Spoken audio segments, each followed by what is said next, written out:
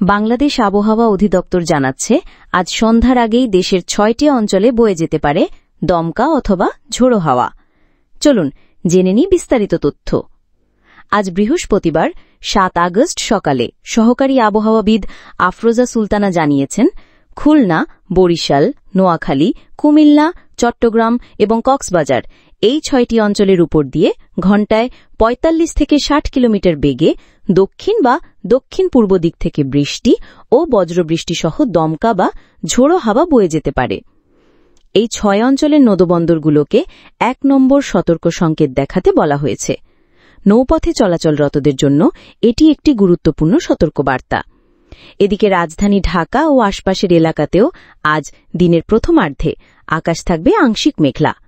হালকা থেকে মাঝারি মাত্রার বৃষ্টি কিংবা বজ্রসহ বৃষ্টি হতে পারে।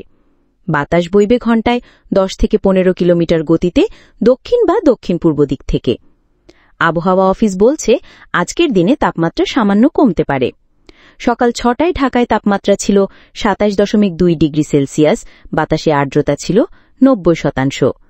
গতকাল সর্বোচ্চ তাপমাত্রা ছিল 32.5 ডিগ্রি আর আজকের সর্বনিম্ন তাপমাত্রা 27.1 ডিগ্রি।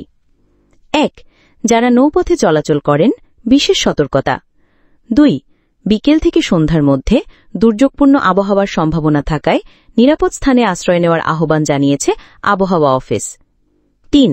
মাঠে কাজ করা কৃষক, খোলা স্থানে থাকা শিশু বা বয়স্কদের জন্য ঝুঁকি এড়াতে এখনই সাবধান হন।